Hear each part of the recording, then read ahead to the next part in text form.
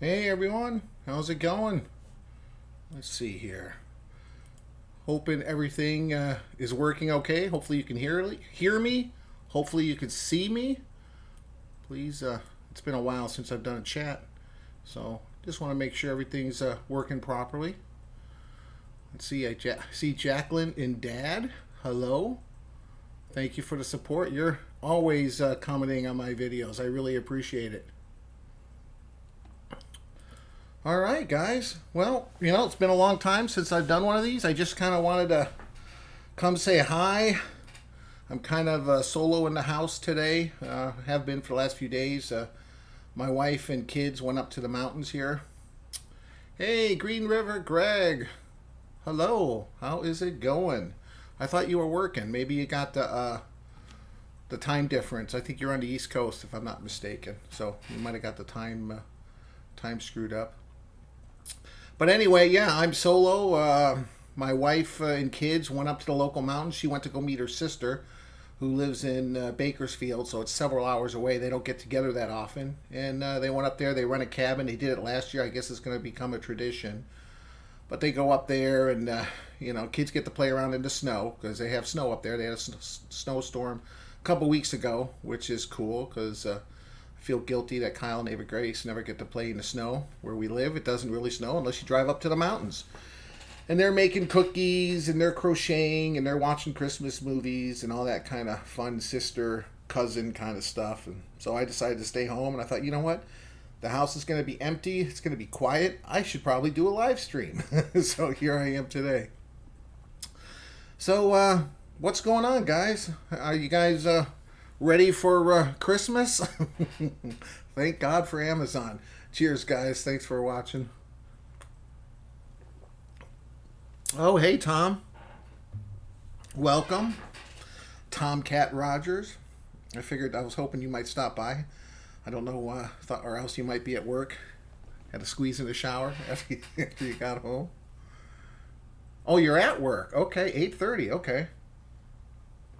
You're in Kentucky. All right.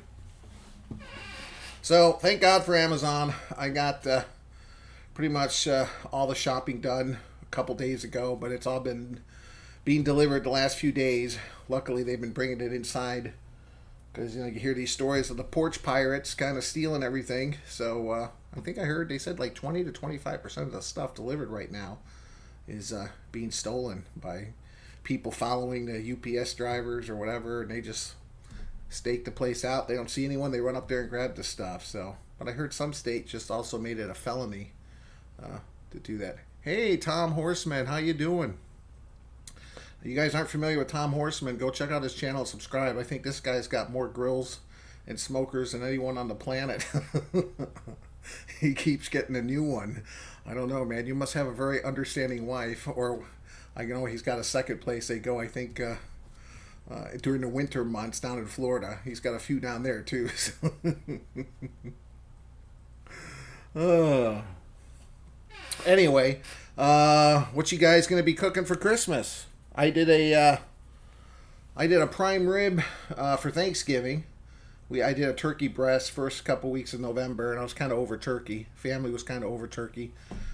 So I decided to do a prime rib, but I did it a little differently because normally I go get the choice prime rib, the grade quality choice. That's what you typically get when you go to the supermarket. But I happened to see an ad, $3.99 a pound. I went down there, and in the display case, it's $6.99 a pound. And I asked the guy what's going on, and he says, "Oh, that's for the choice. The $3.99 a pound is for select." And I'm like, huh? And he's like, yeah, it's one grade. It doesn't have as much fat in it, so it's not quite as tender. But he says it's the same piece of, the same piece of meat. Just maybe the cow, for whatever reason, wasn't as flavorful with the fat. And I said, I'm going to sous vide it and smoke it. And he said, well, if you sous vide it, you probably can make it tender. So that's my next video. I did an experiment. I bought an inexpensive piece of meat, Select. I've never even bought Select before. But yeah, it came out good. Oh, hey, what's going on, Mark? Good evening from the Hoosier State. Indiana, huh? So I think I'm going to be doing a ham for Christmas. Probably on my pit barrel. I just got to figure out a new different type of glaze I haven't tried. The hams are the easiest thing to cook this time of year because they're already fully cooked. You just got to heat them up on some kind of grill or smoker, and then, the last half hour, make some sticky glaze of some sort. I think, an apricot, honey, something like that. There's all kinds of different ones out there. Whoop. Someone buzzed on my phone. So that's what I'm going to be doing. Be doing a ham. I got a couple neat videos coming up. I did a hot buttered rum, which was kind of cool. We watched another YouTube video. I forget the name of the guy's channel, but I think it's How to Drink, if I'm not mistaken. I think that's the name of his channel. But all he does, and he's just a regular guy, he's not a professional bartender, all he does is make these different drinks. So me and my wife, while we were surfing YouTube a couple weeks back, she saw that, says, I want to bring that up when I go up to see my sister, for this little trip. So they're probably drinking some hot buttered rum right now as we speak. Yeah, apricot glaze, yeah. I did a pineapple... I can't remember. I did one also, jacked up ham. It had Jack Daniels in it, and I think honey and some stuff. Oh yeah, ham with Crown and Coke. Ooh, that sounds good. Yeah, Crown has been having all these amazing different flavors. What's the one Monica got? She got one, a small bottle. Was it apple? No, it was peach. It was peach Crown Royal. And all those flavored ones are not quite as strong. They're not 80 proof. I think they're like 70 proof or right around there. But man, it was good. It was smooth. You could definitely drink it straight just with a couple cubes with that flavor. And they got vanilla. I saw maple. They seem to be having this whole explosion of different flavors. So that's the only one I tried was the peach. And then I know they got an apple one too. So I don't know. I like whiskey, but usually those flavored stuff is too sweet. But if it's not too sweet, I think I'll like it. Check out Kent Rollins' video. Oh yeah, the Crown and Coke. Yeah, it sounds pretty amazing. Yeah, you know what? I have no shame in hijacking someone's recipe for a video. Of course, I'll give them credit for it. But hey, you know what? Isn't that the best form of flattery when you do a video and then someone copies it? As long as they mention me, I'm happy. So hopefully they won't be disappointed because I'll leave a link to it. So promote from within the YouTube community. So anything else exciting going? Everyone get their Christmas shopping done? How's the weather? Where you guys are at? I'm in Southern California. It's nice day. It's just a little on the cold side. I'm not even sure. Let me see what the temperature is. You guys are going to think I'm pretty weak. Right now it's cloudy and 63 degrees Fahrenheit. But tonight it's going to go down all the way down to 43 degrees. That's the low tonight. And tomorrow the low is 45, high is 63. So that's cold for us. We're not used to this kind of extreme weather. Okay, Michael Lee's got a question. Sous Vide question. Do you ever get a gamey smell from chicken, beef, or pork after you finish it? You know what? I never have. I've heard in certain situations, and I'm not quite sure why.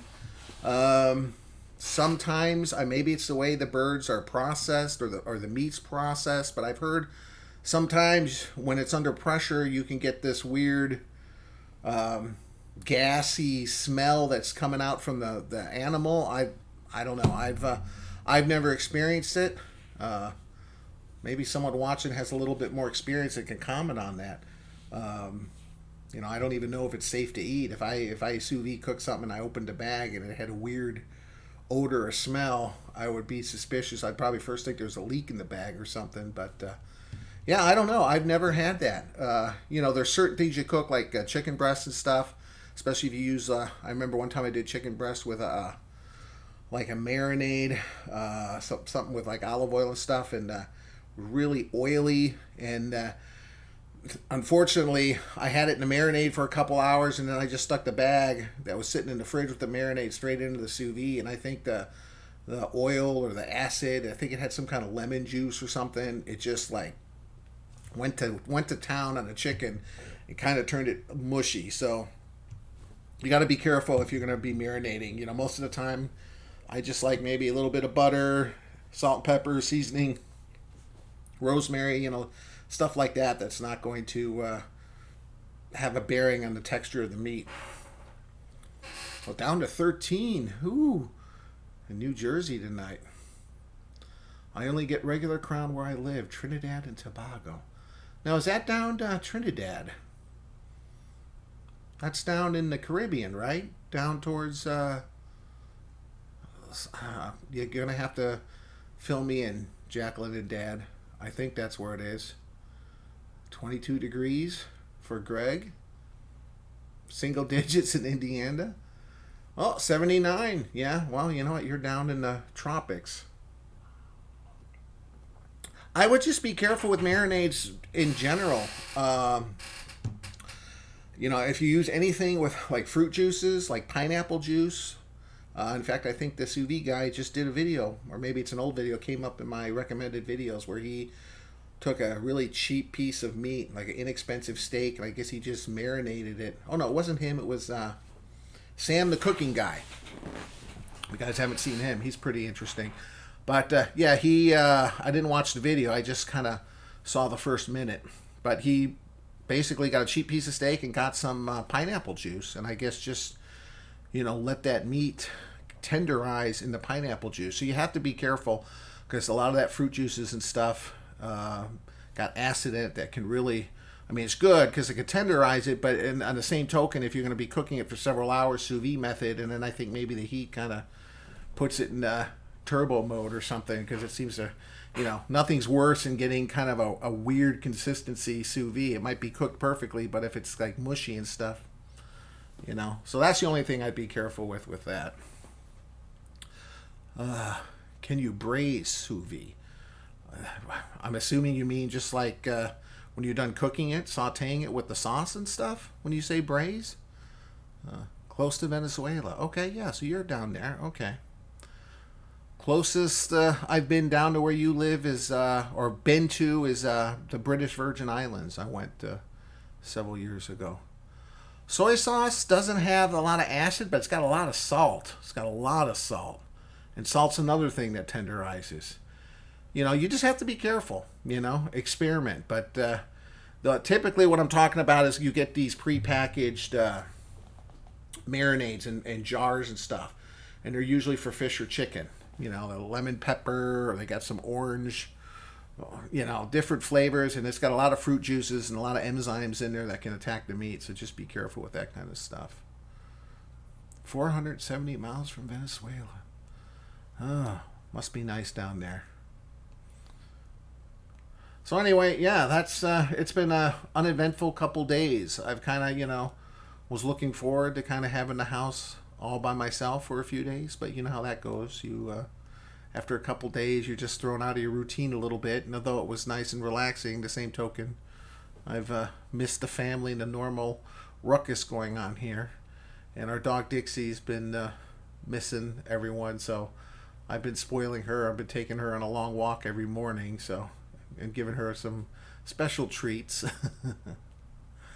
Oh, that's the big question, Green River Greg. That's a kind of inside joke between me and Darren from Fire and Water Channel about, you know, what do you sous vide before or after?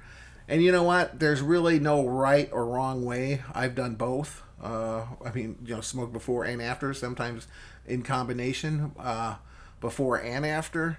And it just really depends what you're cooking. Typically, I think smoking it after is going to be a little bit better, particularly if you're doing, you know, like a pork butt or, you know, something beef, like a beef brisket or something like that, because when you smoke beforehand, you do get some smoke flavoring in the meat, but then when you sous vide it, a lot of that flavor is released because as it cooks, particularly if it's something many hours, like say a pork shoulder. As the fat renders down, a lot of that smoke is going to exit the meat with the liquid. So you're going to have smoky liquid, and you're not going to have a smoky product as when you put it in the bag. So that's where smoking and after comes into play. And the other neat thing about it too is you take it out of the sous vide bag and it's still wet, and the meat's going to absorb smoke better if it's wet. So you don't have to dry it off. Take it out of the bag and then put it on there, and then if you can keep it on there for an hour or more, and then also get a bark on it. If you got some smoking woods and charcoal, it just makes a better end product. But like on the prime rib, my prime rib video I did last year, I just smoked it, cold smoked it for like I think 2.5 hours, sous vide it, and then just finished it off in the oven, and that was terrific too. So it just depends. Experiment. I've done both. And it's there's, like I said, no really wrong or right way to do it. Both have amazing results. It's just as you fine tune it, and depending on what you're making, sometimes you want to vary it a little bit.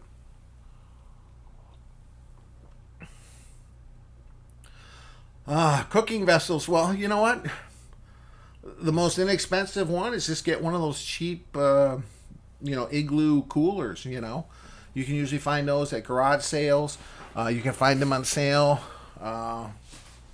really cheap, and then you could just cut, with a hole saw, stick your sous vide right in there, and that makes an inexpensive sous vide container, and being that it's meant to, hold ice and keep it from melting, it's very insulated. So your sous vide machine won't be working as hard, even if it's a big container and you're doing like, a couple big whole rack of ribs or a brisket or something.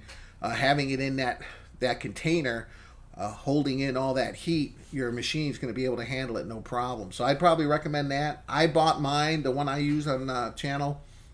I bought it. It came with my Vac Master, the very first one I bought. It's an industrial one, and it just came with that. I think I paid $35 for that, but that was like maybe 4 years ago, and I really like it. But Nova's got them now, and they're nice. They got the cover and flip up lid and the hole, but you pay some pretty good money for those. They're not cheap. And then worst case scenario, just use a regular old kitchen pot. Anything you got that can hold water, really. I think I saw on one of the Facebook groups someone actually used one side of their sink. They plugged it up and somehow I think on the side of the sink put the clamp on there, and just you got to be careful there being around that much water with the electrical. But any old pot, you can go get one of those cheap, well, at least out here in Southern California they got these big, I don't know what, it's not cast iron, it's like that weird metallic metal. It's really inexpensive, and they sell those at the local markets. You can get a big one. I have a big one that I can put 2 whole chickens in if I'm making chicken soup or something. But something like that, you can fit just about anything you want in there. So, okay, let's see here. I gotta catch up on the questions here. I was wondering if the cooked meat would take smoke very well.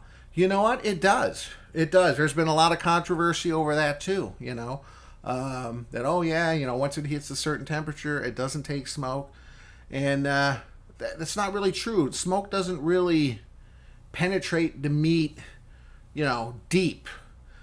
Think of it the way it was explained to me. It's kind of like taking a paintbrush and painting, if you can imagine, painting the smoke flavoring on top. And then if you continue to spray it with more liquid, now you're putting like another layer of smoke on top. So, it definitely, cooked meat definitely does take on smoke flavor. But I mean, it's not complete. I mean, like say brisket, for example. Normally you'd cook brisket to 203 degrees, wrap it, and let it sit for several hours. You can cook a brisket much, much lower sous vide, so it's never going to be even up to 203. It's going to be down maybe, 145, 160, depending, 165. So you're still many degrees below what it would normally be cooked at. So maybe that is the fact that it can still absorb smoke. I'm not sure. But I don't think it being cooked has anything to do with the smoke being actually to be able to adhere to the meat. Let's see. Have you seen the one brisket smoking technique? Light one brisket and put it on aluminum foil and pour oil over it and cover with a dome. No, no. That kind of sounds like a do-it-yourself cold smoke technique. Yeah, I was thinking of doing a video. I have this tube that I use for cold smoking. I bought it at Target. It was like, I don't know, 15, 20 bucks several years ago. And you can buy much more expensive ones made just for that.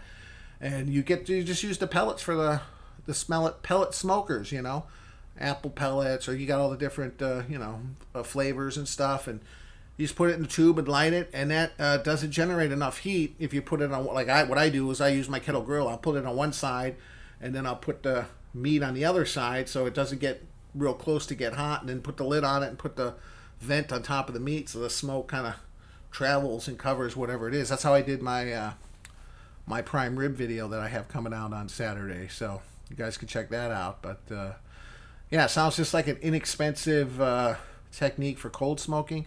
I was thinking of trying to do a cold smoking video on my pit barrel, just because the basket is so low. You know, sometimes that's a pain in the butt if you're just trying to sear some steaks or something. But hanging the food in it's great. But I thought, man, what if I just put a couple charcoals, maybe like a snake method, and just had maybe a row of 2 charcoals or 3 charcoals or whatever. Just kind of did it around maybe half the length of the bottom of the basket, and then lit it on one side, and just like a couple wood chips, and then have the rack on the very top, and for cooking or cold smoking. I think it would probably still be able to add a lot of smoke without getting it too hot, but I'm not really sure. I was thinking about doing a video of that. Maybe just 2 charcoals. 2, 4, but the problem is the longer the burn goes on, you still got remnants behind it. So over time, it's going to get hot. But I mean, it would be cool if you could do something like that and, turn your pit barrel into a cold smoking device. I mean, you could put a tube on the bottom. That would work perfectly fine.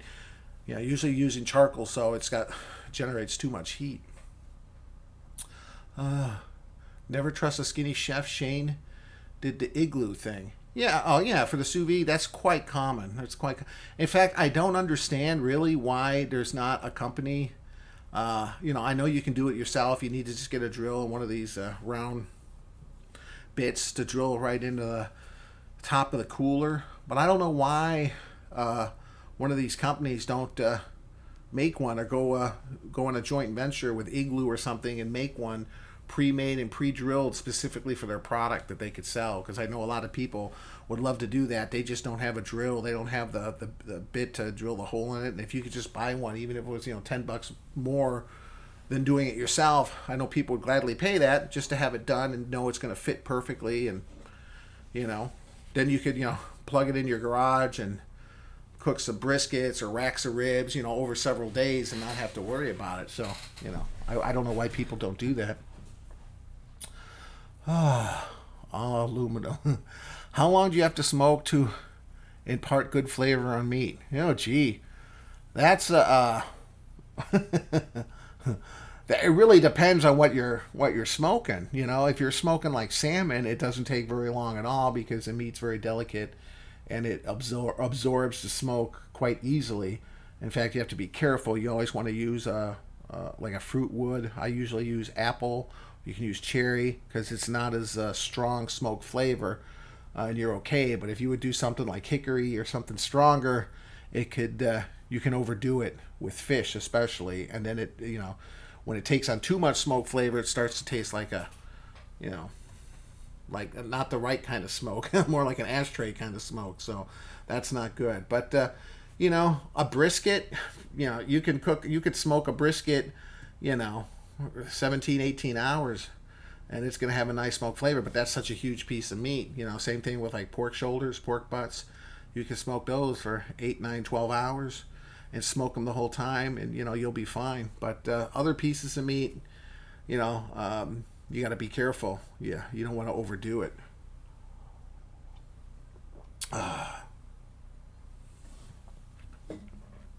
So what else is going on, guys? No one answered me what they're going to be cooking for Christmas. I'm doing a ham.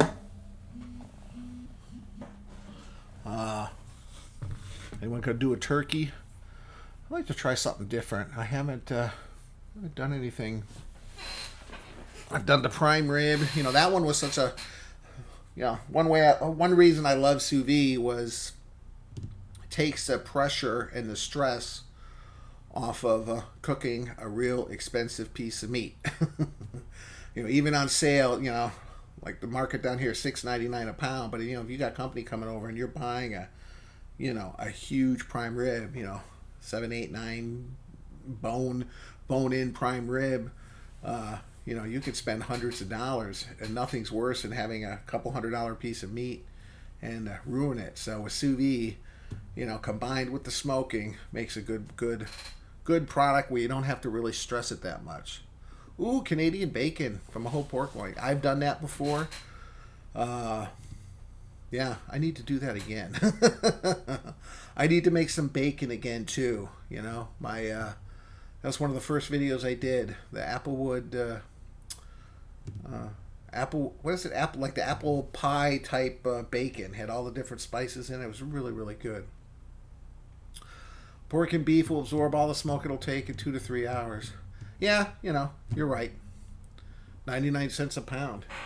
But you can still continue to smoke it, and it's not going to do any kind of damage, you know. It's not going to, you know, some people, like pork shoulders, pork butts, they get up to 160. They probably have a nice bark. You can wrap them, put a little liquid in there, whether it's in foil or butcher paper, and that'll help it go through the stall a little bit quicker. Or you can just let it sit there and not wrap it, and it'll continue to, you know, cook without even doing that. It just might take a little bit longer. So what's 99 cents a pound? Oh, the whole pork loin? Wow, that's a good price. Mm-hmm. Yeah, I've been wanting to try some different things. I know there's a couple markets here. I don't usually go to them because they're high end. There's one down in Newport Beach. What's it called? I think it's is it Gelson's or something? It's like a really ritzy, high end, you know, expensive place. But they got some stuff there that you can't find anywhere. I saw they have a buffalo tri-tip, and I thought, you know, I love tri-tip, and I've had buffalo before when I went to Sturgis many years ago. I had buffalo chili, and I also had a buffalo burger. And yeah, it was good. You know, I heard it's supposed to be a little bit healthier than regular beef, less fat, I think, and I guess more nutrients. I don't know, but yeah, I know. Cooking with Rye, he did a buffalo tri-tip, I think last month, and it looked pretty intriguing. So I got that on my radar. Definitely would like to try that. Yeah, just always experiment, man. Just be willing to try different things. You know, worst thing that happens is you learn not to do it that way again if it turns out to be a disaster.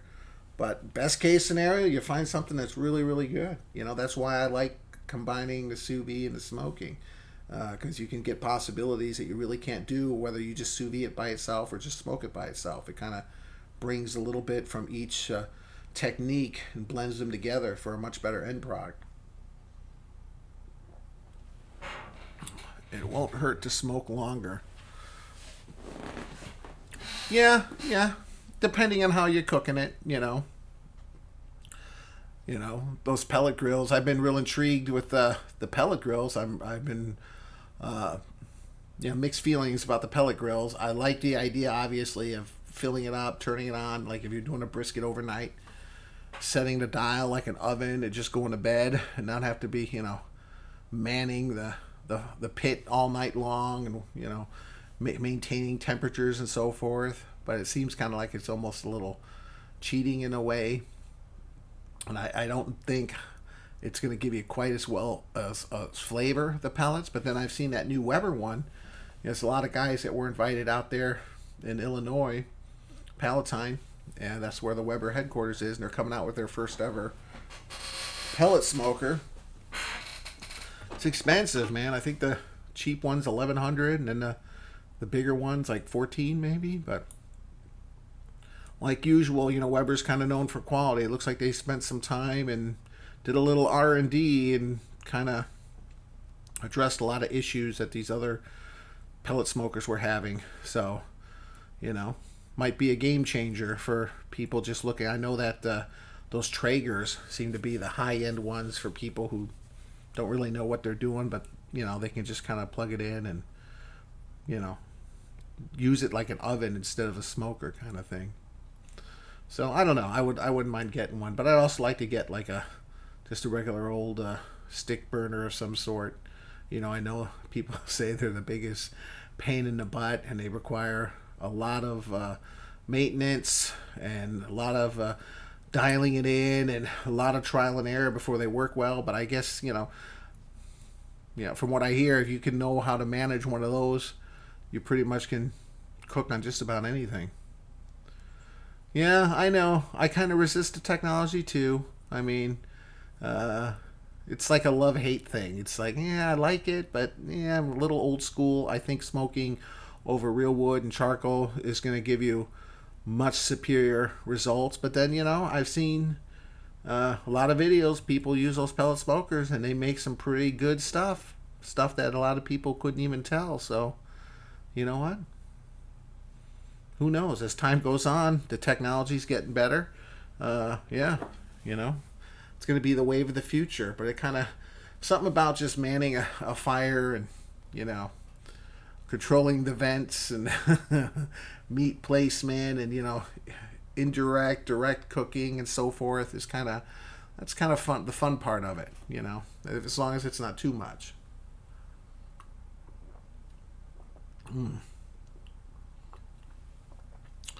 So yeah, one more day off. The family's coming back to work on Friday. Got the company party on Sunday. So that should be fun. And then I can't believe, wow, next week, right? Yeah. Christmas, man. And then we're at the end of the year. Hello 2020. Wow, crazy. Hello, Smoking Bears. How you doing? Thanks for stopping by. I don't want too much tech between me and my smoking, Joshua says.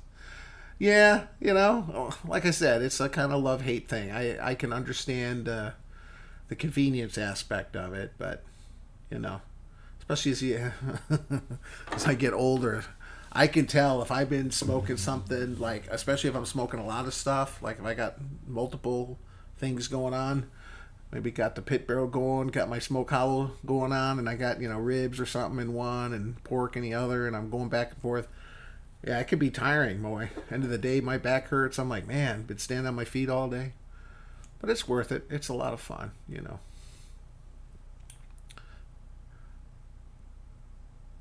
All right.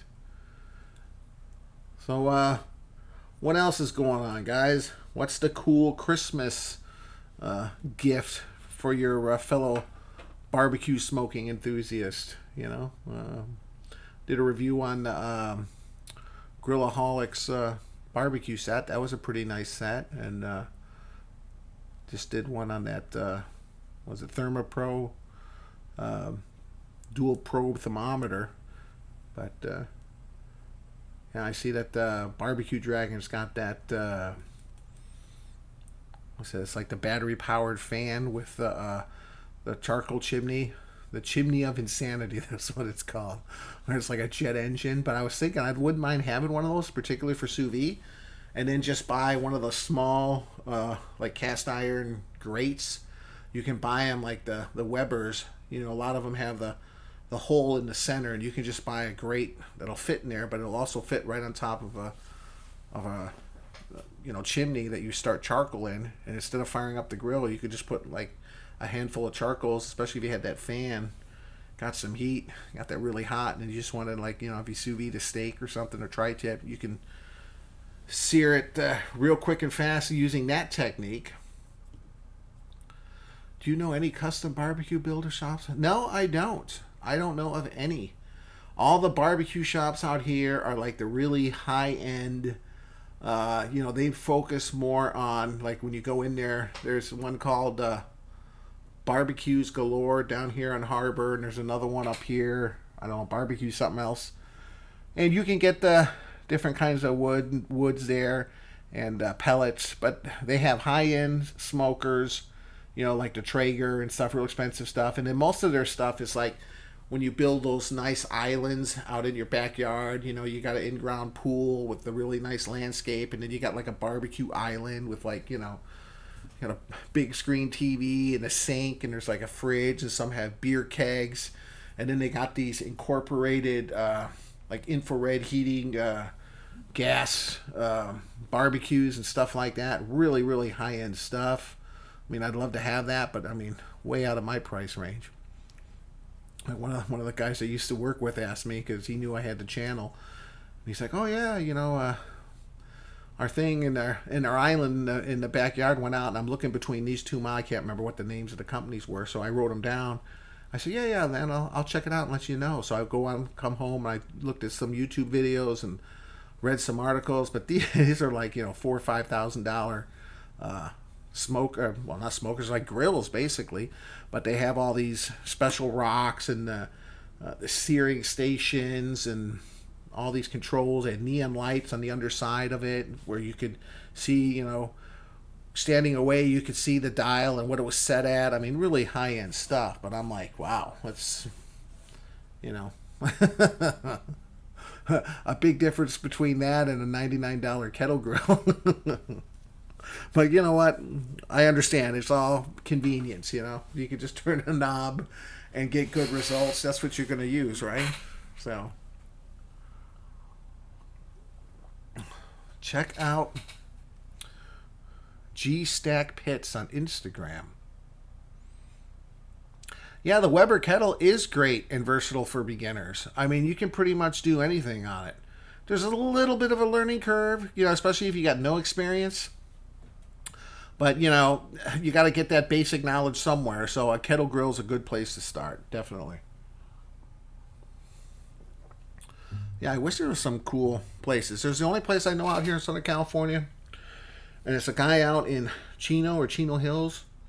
Or I don't even think it's Chino Hills, but that's where my mom lives. It's around 45 minutes from here. But he makes these attachments for the kettle grills that you put on. It's got like a ring, and then it's got a grate, and it's got the handle on the side that you crank, and it goes up and down.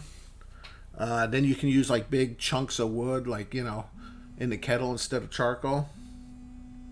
So, yeah, those are pretty cool. I forget what they're called. I forget the name of the company. But that's the only thing I know local here.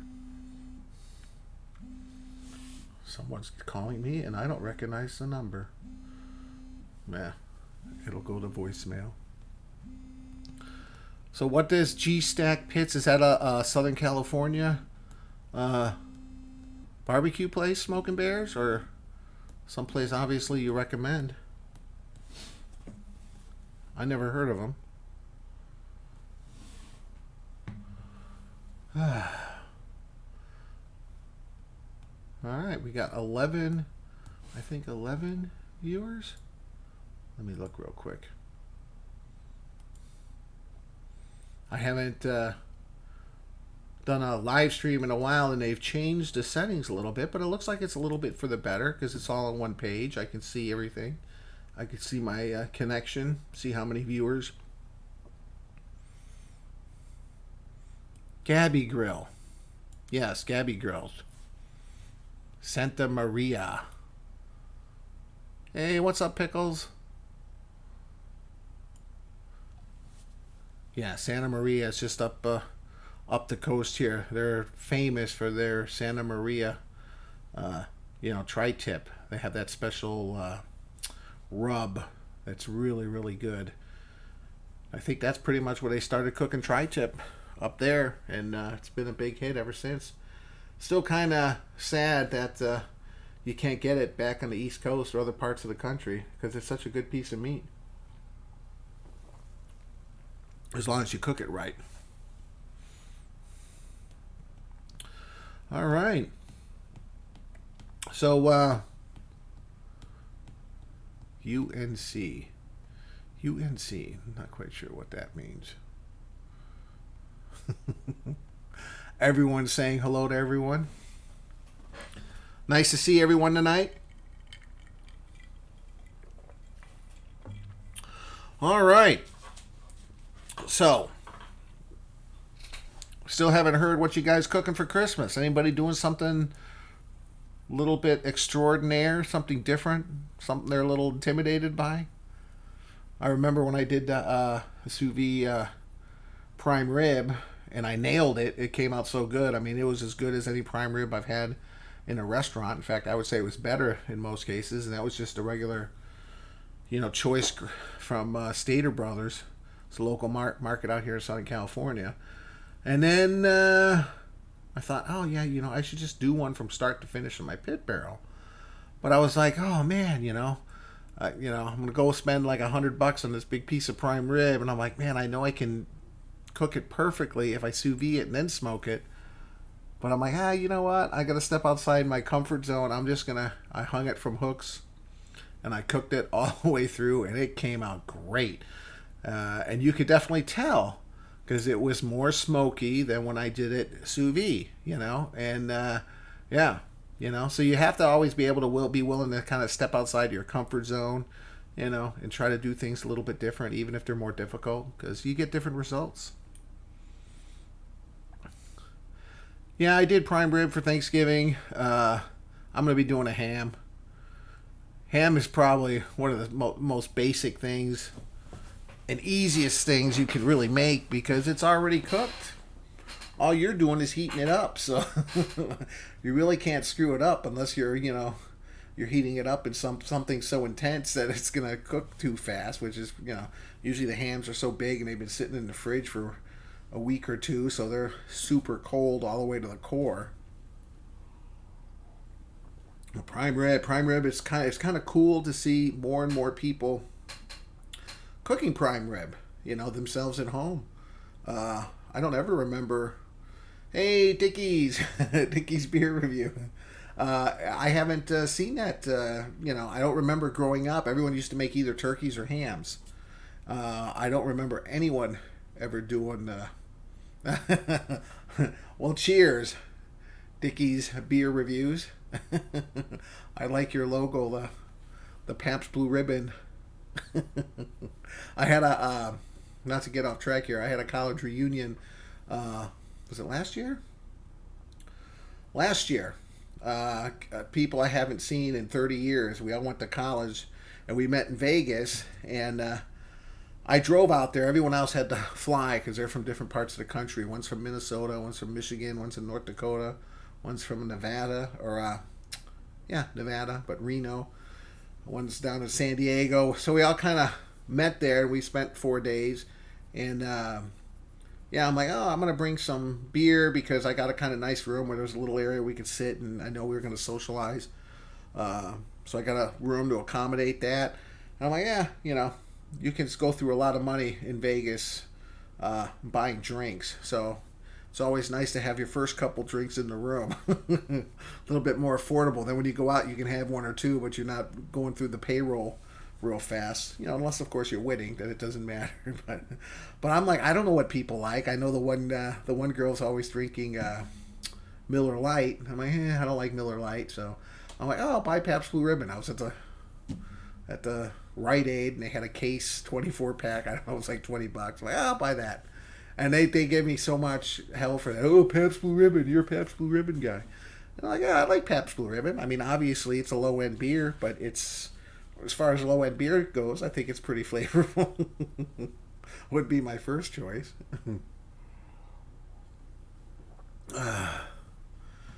Yep, smoke it and make a glaze. Easy peasy. You are right. That's why I think I'm going to do it this year. The biggest challenge is just going through some recipes and trying to figure out what glaze. I've done a couple smoked ham videos, and I've done a couple already, but I've seen, someone just told me someone did a Crown Royal glaze. What was that? I'll have to go back on the thing. Crown Royal and cola glaze. That sounds good.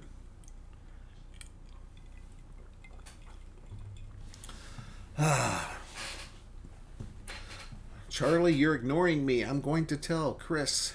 LOL. Well, not much going on here tonight. I thought I'd hopefully get a little bit more action, but maybe it's just, it's that hectic time right before the holidays. telling you guys, Amazon, they're going to take over the world. I was so stressed. I sat down on, was it Monday night? Tuesday night. I sat down on Tuesday. Well, it's Tuesday afternoon. And I spent around an hour. And I bought like $400 worth of stuff. Got it all done. And yeah, I got a bunch of it yesterday. I got a bunch of it today. I think I'm expecting one more package tomorrow. So, boom. Nice and easy. All right, let's see. Don't know. I got one I need to do, but I don't like doing videos before the holidays. Yeah. You know, I'm finally at the point now where I'm happy because I got, I think I got 3 videos ahead. I kind of push myself to have at least one new video every week, and I've been trying to release them on Saturday morning. 7 o'clock Eastern time, which is 4 a.m. our time. And so luckily now I've got like 3 videos in the back burner here. So if I could do one video each week, I could stay at 3 ahead. That way if, you know, I'm sick or something comes up or I'm just too lazy, I could skip a week or 2, and I'm not really going to start stressing until I get real low in videos. So yeah, it's always nice to try to, you know, that's why I did a video yesterday. I'm like, okay, you know what, I'm home alone. I got to do one just because I should do one because there's no excuse, even though I kind of wasn't in the mood. I had to do all that Christmas shopping online at Amazon, so I was all wore out. People actually complaining about that. Oh yeah, it was horrible. Yeah, remember the old days we had to drive to the mall? Drive around for 45 minutes just to find a parking spot? Pushing and shoving and standing in long lines and oh yeah, I can't even remember the last time I was at a mall. They're kind of going out of business now. I guess they're kind of got a little last hurrah this time of year. Hey, Bottle Cap Barbecue, how you doing? Oh, baby backs and pork steaks. Hey, there you go. That sounds good. That was something they did when I went to visit my wife's family in Alabama. They had pork steaks. I'm like, what's pork steaks? We went to the, actually, such a small town. Their only like main market was Walmart. And so I'm looking in their meat department. I was looking for a tri-tip. And I asked, actually, there was a guy there, came out of the back room, you know, and the butcher, I said, hey, do you have tri-tip? He's like, huh? I'm like, tri-tip. He'd never even heard of it. So I ended up getting pork steaks because everyone's like, oh yeah, throw these on the grill. I'm like, okay. I'm like, what the hell's a pork steak? But now I see you can get them out here. They started showing up at our butcher. I never even cooked those. I didn't even know what the hell that was.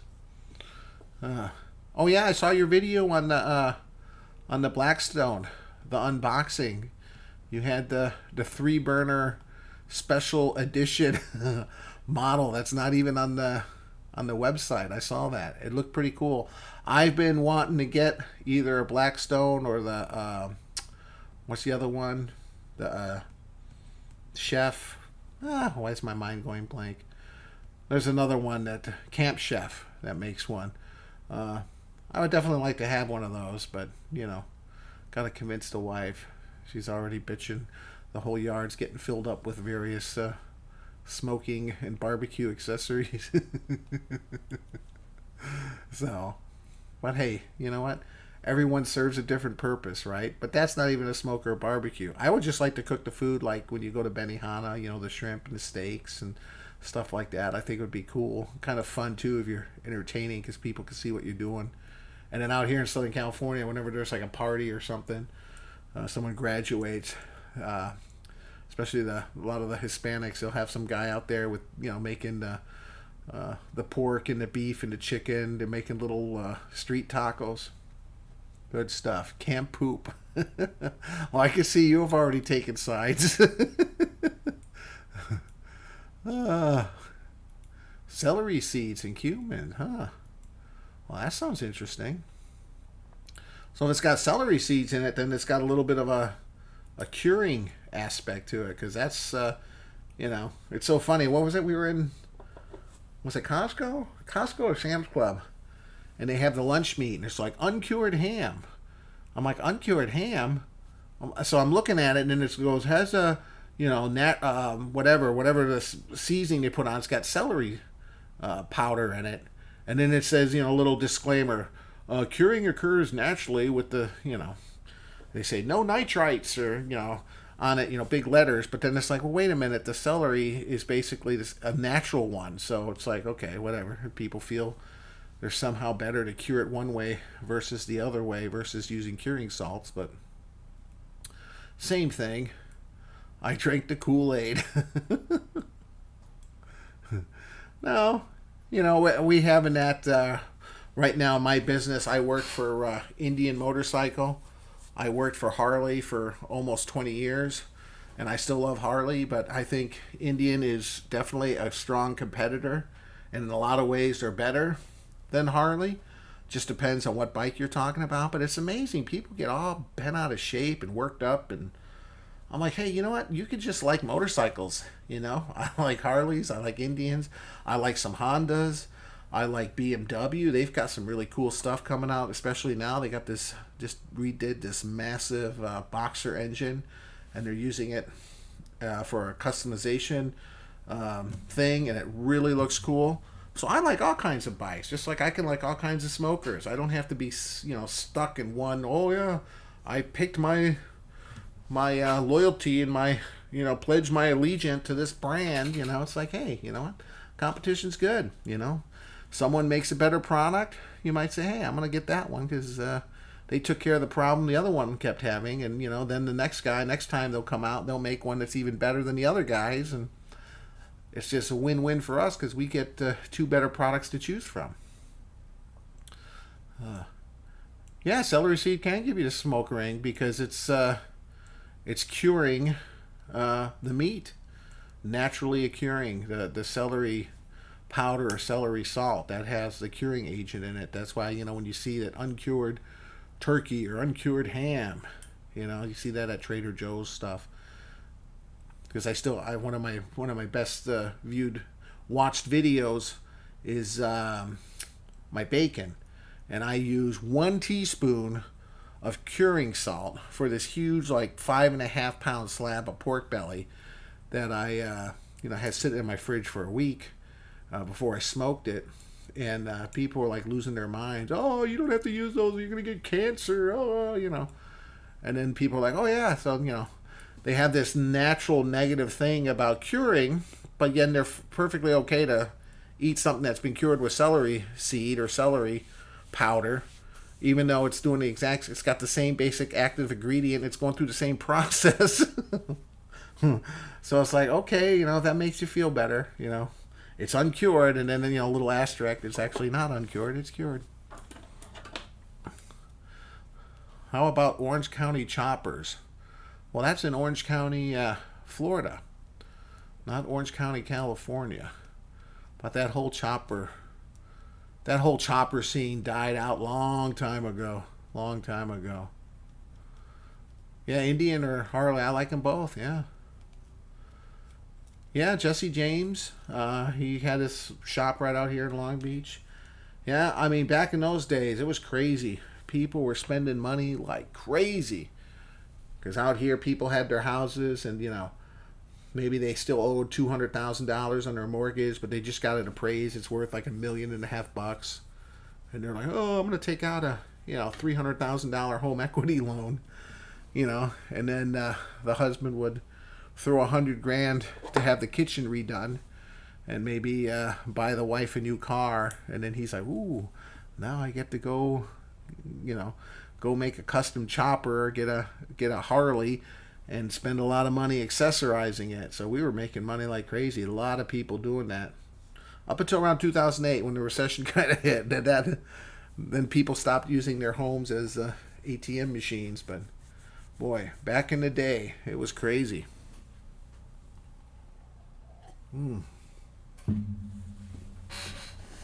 Let me see here. I'm going to try a new beer. Gotta see this. It's Enter Night. It's a collaboration with Metallica. and Arrogant Brewing Company. It's actually pretty good. I mean, it's not the best beer in the world. It's a Pilsner. I better drink what's left in my glass first. So, Pickles, you're an old Chopper fan?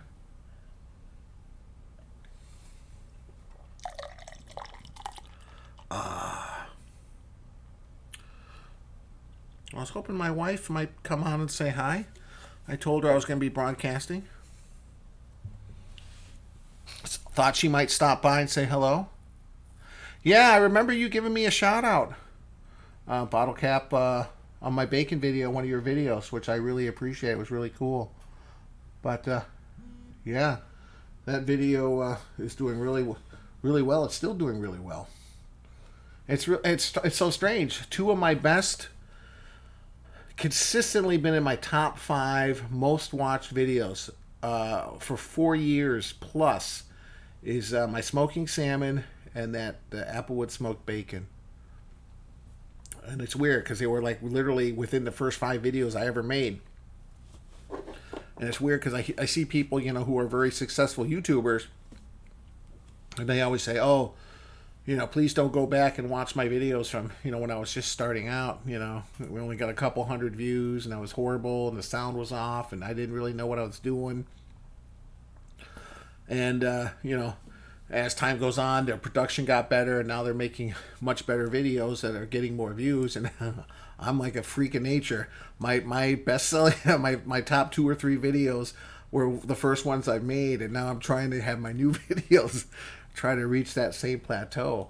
But this time of year, man, I made the most money I've ever made last month for the month of November for my YouTube channel. And it's always November, December, because then all of a sudden my prime rib video, my smoked ham, smoked turkey, all these videos that are kind of seasonal, holiday related, just go through the roof. They go like, and then for some reason, like beginning of October to like mid-November, my beef jerky video just went crazy. I mean, you look at the thing, it's going like this, and then all of a sudden it goes, I mean, I was like, what? And I mean, consistently for around 6 weeks, and then all of a sudden it dropped off. Now it's back down to normal. And I'm like, beef jerky, like October, November, what's going on? Why would people be watching a beef jerky video? So I don't know what that's all about. But no, Kyle, hey Gazelle, no, Kyle does do drink reviews with me, and I've been doing a few drink reviews with my daughter, Ava Grace. Although she's can only do juices and stuff, she still doesn't eat really solid food. But yeah, me and Kyle had a little fight where he didn't do probably a month's worth of videos. I switched to my daughter because he was upset because he gets a little picky sometimes, and it's hard to find, just like it's hard to find new recipes, it's hard to find new sodas, right? I mean, we've gone through every single root beer on the planet. We have to go to, a Cost Plus market, or we go to different supermarkets, different liquor stores. Oh, look, there's some weird soda, some cream soda that, from a company we never heard of, or, so I'm always picking up stuff that's, I haven't seen before. So I'm in the store and they have this, it was a Coca-Cola, brand new. It was Coca-Cola, and what was it? It was orange. Was it, I think, orange and vanilla flavored Coca-Cola. And it had like an orange with like a white stripe on it. I never seen it before. And so I'm in the supermarket and I looked up my phone. I guess it came out like April or May of this year. And I read a little article and they were like, oh yeah, Coca-Cola did some sample studies and they had people try different samples, but this orange one was the most popular, and they were describing it, people were describing it of like those orange creamsicles you used to have as a kid, with the orange on the outside and the white inside. I used to love those. And they said it reminded people, my age, of that, you put it in some ice cubes and it was really good and refreshing. And I'm like, oh wow, Kyle really liked this, right? So I bought one, and he's like, I don't want to review Coke. Everyone knows what Coke tastes like. I go, well, this isn't Coke. This is orange and vanilla Coke. well, that's been out a long time. I go, no, it just came out. I showed him on my phone. He's like, well, that was 7 months ago. I go, Kyle, when something comes out 7 months ago, it's still new. When it comes out, they usually only introduce it in one market, and then as it gets more popular. But I mean, here I'm having an argument, the 12-year-old about, whether or not he wants to do a drink review. And I'm like, well, I don't know what else to do. I'm trying to find as many drinks as possible. But sometimes he can just be very, very picky. Let's see, Jacqueline and Dad. Eric, your videos have great content. Oh, well, thank you. Thank you. I appreciate that. Think I'm using some of my Christmas bonus to get some lights. Yeah, you know what? Helpful hint. I've been looking on Amazon. There's some really nice lights, little LEDs. And you can get, they got a little packet, and you unzip it. And, some are rechargeable. Some you plug in. Some have battery packs. Really cool. I want to get them. But, you're going to spend several $100 for a set. I went down to Home Depot. They have these, they just look like cones. It's just like it's just like a cone, like you put it around a dog when they have an ear operation or something, and you don't want them to lick their ears or whatever. It's just a little cone, and then it just has one outlet, and then you just buy one of these, whatever wattage you want. And now the bulbs, the technology with the bulbs, you can get the soft light, one that looks like you're outside, one that's inside. And I had to experiment with a couple bulbs, but I just got a couple of these. I think they were like $15 for these. They have a clamp on it. You just squeeze it. You could stick it anywhere, You can stick it on the side of a chair. You can stick it on the stove in the kitchen. That's how I have one of them. And then I have one hooked up on the other side. I think my lighting system, besides the lights in my kitchen, I have a couple of these cheap $15 lights with some light bulbs.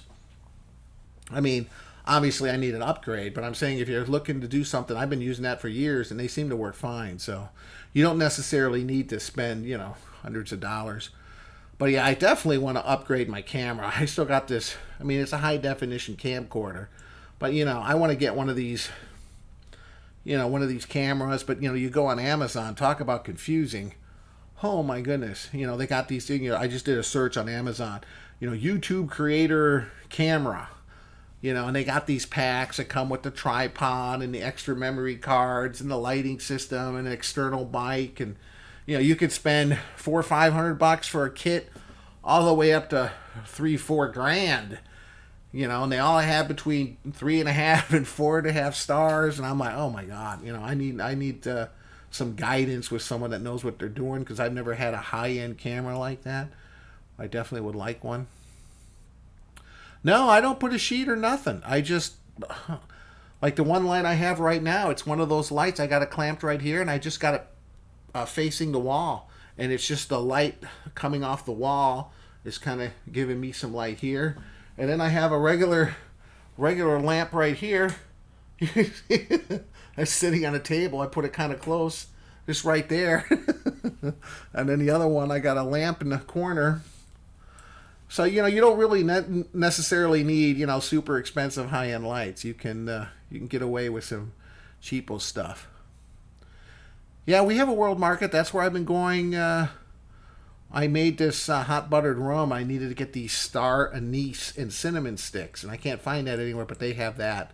But they got a lot of cool beers and a lot of cool sodas. So, and then I went to this one liquor store, one of my favorites, but I don't get down there because it's all the way across town. It's called High Times.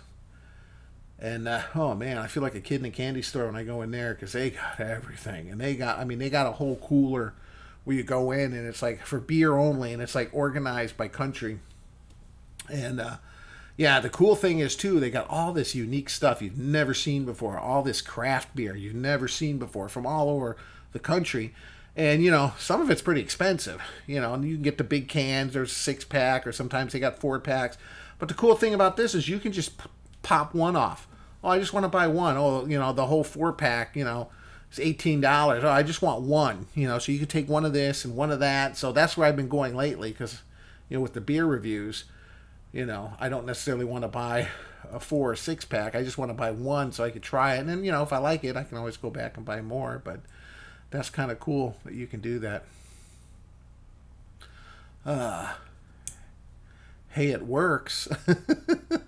Yeah, it does work. I think you're referring to my lighting situation. Yeah, it definitely works. It's a quick, inexpensive way. I definitely need to get an upgraded light system, but my wife many years ago used to sell stuff on eBay, and she had one of these lighting kits. I think we still have them, but they had these big old. You've seen them. They're the old school lights. It's like almost like a studio. They had like this paper, like this nylon thing in front and a black back. It's all like soft fabric on a tripod. And they had these really long, goofy looking bulbs. But I mean, it took like 20 minutes to unzip this and hook everything up. And it provided light, but I'm like, I don't know if it's necessarily worth the hassle when I could just take a couple of these clamp-on lights, plug them in, turn them on. I'm like, you know what? It takes me around 45 seconds versus around a half hour setting up and putting it all away again. I'm like, you know what? I'm just gonna go with these clip-on lights.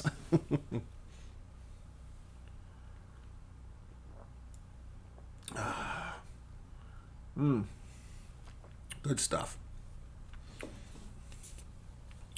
All right. Well, I appreciate you guys checking me out tonight. Just wanted to kind of do a live stream. I haven't done one in a long time. I'm glad to see you guys come say hi tonight. Glad you guys support my channel and stuff. I'm actually surprised, Bottle Cap, that you don't have way more subscribers. I don't know. I watched your, like I said, I watched that video yesterday of the. I should have made a comment on you unboxing that Blackstone, and yeah, you got really good content. You got really good videos. Yeah, it's so weird how things work, And then my son watches. He's into Minecraft and stuff like that, so he watches a lot of these gaming videos, and he shows me some. Oh yeah, this Pew Pew Pie and this guy, and they're creative, but there's some guys that are just doing really kind of cheesy, kind of not very creative, immature videos that are getting millions and millions of views. Man, it's crazy. It's like what's going on? It's like anything else. Every once in a while, people with no talent stumble across something that makes them instantly famous and multimillionaires. Oh, thank you, Greg. Yeah, Pew Pew Pie. Have you seen him? Yeah, I'm like, okay, yeah, he's he's good, but you know what? I don't see why he's got that many viewers. I mean, my goodness. I appreciate that, Greg. You're one of my main guys I always get comments from, and I know you're watching my videos when I release them, so I really appreciate that, and I'm glad too because coming from you. I'm not a professional chef. I'm just a normal guy who got a smoker for Christmas or my birthday. I don't even remember, a couple years ago from my wife. And, I've just been learning and I enjoy it. And I think I'm picking stuff up and it's a lot of fun. I enjoy it. And making the videos, kind of being able to share that and see people react to it, hey, it's a lot of fun. And now that I'm making a little bit of money, that's even better. I couldn't ask for anything more. It's a great thing. I just hope, with the way technology is going, I hope, it's going to continue. I don't know how technology is moving so fast. It's really weird. Binging Babish.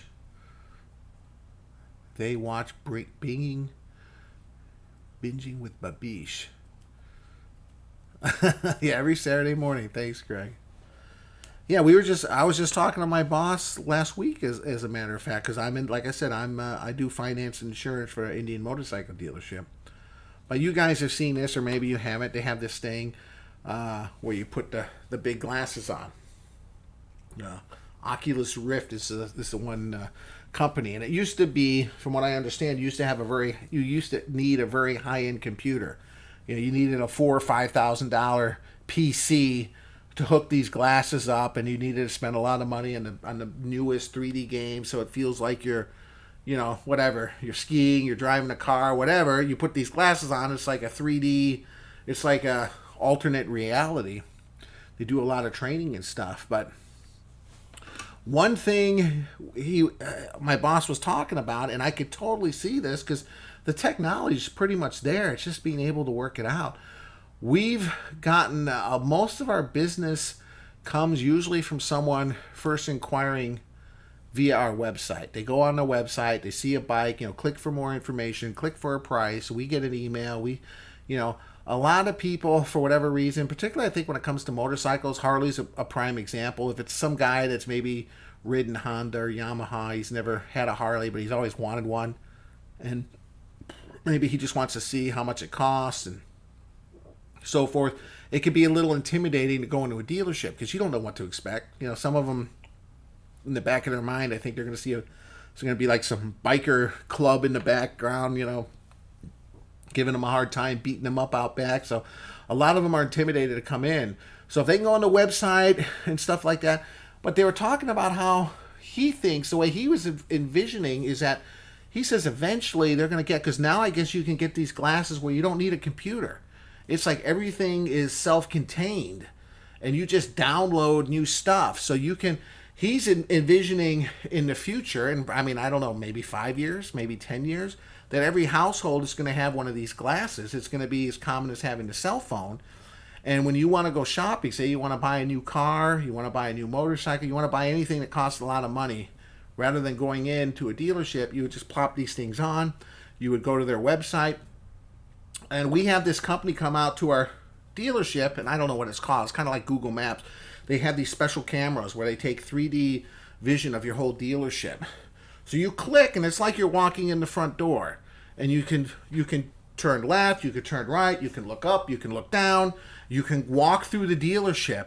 And every few seconds when you click the mouse cursor, it moves you a few feet in each direction. And it's kind of cool. And then he's like, yeah, like, oh, I like that bike. And you can click on the bike, and all of a sudden maybe, oh, look, pretend like you're sitting on it. Throw a leg over it. Oh, this is how it feels. And you can actually have, when you reach your hands out, have it be so it would measure exactly where the bars were in relation. And I'm like, wow, it seems science fiction, but you know what? I think it's pretty much, it's already kind of happening. I just, again, if there's money to be made, this will accelerate very, very fast. And I can almost see that one day. Maybe, because now they got these car dealerships where you just go online, you apply for financing, you get approved, you find a certain car. What's this company? They have these, they're basically unmanned dealerships. They got the elevators, and you pick a car and you go and you type a code, and this thing goes up and it spins it around and brings it down and opens it up, and then the car comes out, and there you go. So you basically buy a car at home from your computer, in your underwear, and when you find it, the one you want, you get the loan, boom, boom, boom, this is your payment, sign here, click, here's your code. You make one trip down there, no negotiation, no hours of back and forth, run my credit. You just do it all online, and then you just, boom, the car's right there, or bring it right to your front door. Some guy on a flatbed, pull up, boom, there you go. Full warranty, here are the keys, congratulations. I mean, I could see that happening really, really soon, because I think there's a lot of advantages to that. People are so busy, and one of our most valuable things in life, you realize as you get older, is time, and if you can avoid, it's such a hassle going to buy a car. You usually spend 8 to 10 hours in a dealership, whether you like it or not, because it's just this grueling negotiation nightmare, unless you just go in there and roll over and, okay, I'll pay whatever price, let me go. Even then, you're going to be in there for hours. So if you could do this in a process where you feel like you're getting a fair and reasonable deal, you feel like you're still part of the process, you're making educated decisions, I don't know, man. Kind of scary. Modern technology. Caravan, that's what it is.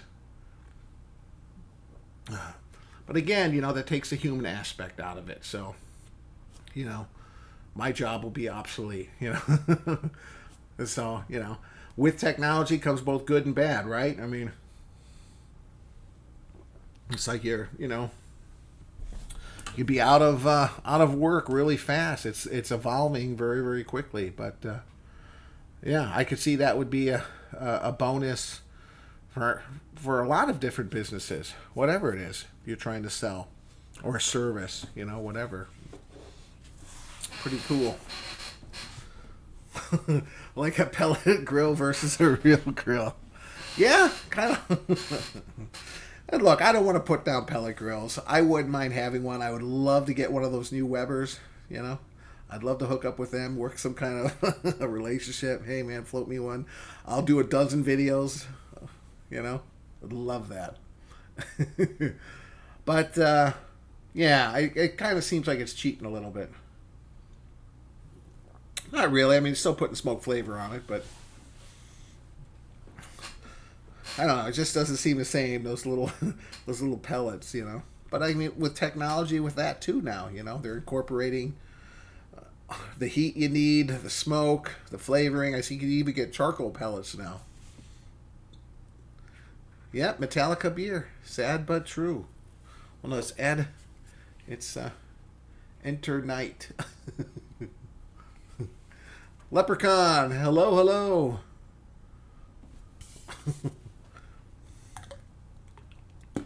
Oh.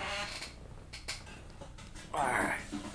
Well, guys, I appreciate you stopping by tonight. I was just, like I said earlier, I'm hanging out here alone in the house, me and the dog. Thought it would be a perfect time. I was thinking of maybe trying to do these on a more regular basis, but, I'm not sure if it's something I'll pursue. Although I do have to admit, when I go online and I see someone that I like watching their videos broadcast, I always go on and say hi and hang out for a while, and chit-chat, so forth. You have a pellet grill, Pickles? Ride the hangover. There you go. Metallica beer, ride the hangover. You'd have to drink a lot of these to have a hangover, so this is a pretty mild beer. I usually drink something a little bit stronger, but...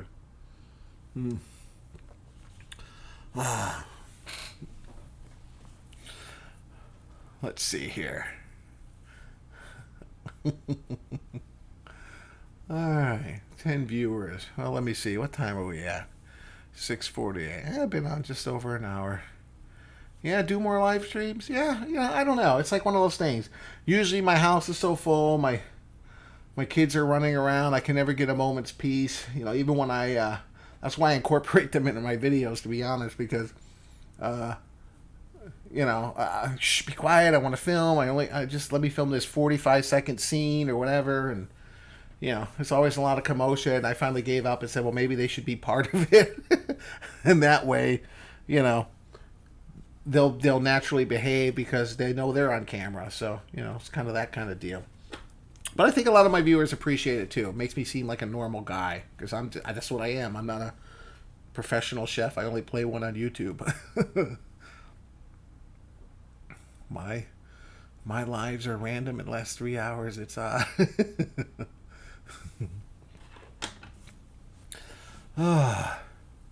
So yeah, Green River Greg does his own sauce, man. You got to start selling that on Amazon or on the website or something. I definitely want to try some. The kid is why I only film 1 day a week. Yeah, same here. Like I said, if I can get one video out a week, I'm happy. But there's been a couple weeks, especially around the holidays here, that I've missed. But right now, let me see here. I'll tell you guys, I'm 4 videos ahead. So this week, this Saturday, I'm going to be doing my smoked sous vide select prime rib. That's going to be my next video. And then I have a spiced apple cobbler in the Instapot that came out really, really good. Then I did a hot buttered rum video, and then the video I did yesterday was Instapot barbecue ribs, which actually came out better than expected. So those are the 4 videos I have right now. Videos are already edited. They're just ready to be uploaded. I feel so much less stress when I'm 3 or 4 videos ahead, and if I'm just releasing one a week. But, it just takes a couple weeks, and then all of a sudden I'm start stressing again. Yeah, live streams are fun, but then I heard too they kind of affect your channel in a weird way because you don't get as many views. I mean, you do initially, but then I don't know. I guess there's a lot of ways negatively they can negatively affect uh, the analytics within your channel. I don't know. I don't study that stuff. I'm not really. I'm just doing it for fun. So uh, my own judgment of success is when I can release a video, and within 24 hours of me releasing it, I got 200 views or more. I consider that a success. Uh, my last few videos. Well, I think my last video is like 600, 700. Hasn't been even been a week, but then there's been a couple videos where I just have, maybe 100, 150 views. So, but then you never know. Then you have a video that like that beef jerky video I did. I came out with that like a year and a half ago, and it's just been. I think I had a couple thousand views. Was nothing really exciting, and then all of a sudden, October it took off for around 6, 7 weeks, and was my number one. I mean, it was doing like 4 or 5 times more views than even my top videos. But just in this like 6, 7 week period, I have no idea why that was, or something. Maybe my video was being requested or was showing up at showing up on people's feed. Who knows? I just know I appreciated it. It's nice. And this time of year, I always make a little extra money. November, December, thank God, because a lot of people make a lot of the stuff that I have videos on. So if they're making a prime rib or turkey or ham, something like that, I have several videos that people can watch. Oh, so you're getting more with that Blackstone. Yeah, that's kind of why I started Sous Vide. Because originally I was just doing smoking stuff, and then, and then I do occasional. I call it like casserole, slow cooker. I still love using my slow cooker, just throwing everything in the morning, turning it on, and coming home. The house smells all delicious, and you can make some really cool soups and stews and stuff like that. And then my wife just bought that Instapot, I think earlier this year, one of those Amazon days. They had a really good price on one. And yeah, I made barbecue ribs yesterday. Made a full slab of baby back ribs. Cooked them in 23 minutes. 23 minutes for a rack of ribs. And these, I mean, obviously they're not as good as if I would have smoked them for several hours myself. But you know what? They were good, So you gotta look at that and say, hey, you know what? If a guy lives in a dorm or an apartment, they don't have a smoker, if they can cook a rack of ribs and make them pretty decent, hey, that's a good alternative. So that's why I started doing sous vide too. I just wanted to expand my horizons, and do something different. But the things right now, people going crazy about the air fryers, Ninja grills, all these things. I'm like, it's like I feel like I'm late to that party. So I don't think I'll get one because there's already dozens and dozens of channels that do that. So I was one of the first ones to kind of get on the sous vide kind of bandwagon. Now they're becoming much, much more popular. Yeah, who knows? There'll be some new cooking trend. I've seen some of these ovens. They had this one oven. It's pretty big. Sits on your kitchen countertop, but it had like 3 zones. So like you could put like a fillet, like a salmon fillet on one side. You could put like some maybe potatoes in the middle, and then on the outside you'd have whatever vegetables of some sort, and you can put the whole thing in, and one will cook at one temperature and the other zone will cook at another, and for different times. So you can just slide it on. If the fish only takes 10 minutes and the potatoes take half an hour and the vegetables take 25 minutes, it'll all be ready at the same time, and it can cook stuff, and I thought, wow, that's pretty cool. But these things are expensive. This is this new technology where you spend hundreds of dollars, and I don't know. A lot of them might be gimmicky. I don't know if they'll last. I saw that, I forget what it's called. There's a sous vide system. It looks pretty cool, but it's it's like the size of a microwave oven, and it's got like several shelves. So it's got a sous vide section, and then it's got like some kind of infrared grill section, and yeah, you basically get these meals from the company, or I guess you can make your own, where it's like, oh, okay, we're gonna have chicken Alfredo with asparagus tonight. So you'd load up you'd get the asparagus, maybe frozen in a bag. You'd stick it in one drawer, and then over here you'd fill it with water, sous vide water. You put the chicken breast in there, and then you'd put the pasta and the sauce, and then yeah, same type of thing. You'd set it on the timer, and I guess it's actually like a refrigerator. You put the stuff in there, it's keeping it cold, and then you program it either with your phone or you set the timer. So if you come home at 7 o'clock, you can have it ready at 7 o'clock. The meal's ready, and you open these, and everything's cooked with a different technique at a different time, but it's all done, And I'm like, wow, I could picture that would be kind of like the future. You would just, oh, what do you want tonight? Okay, I want this, and you would just load these different pods with your food, and away you go. Let's see.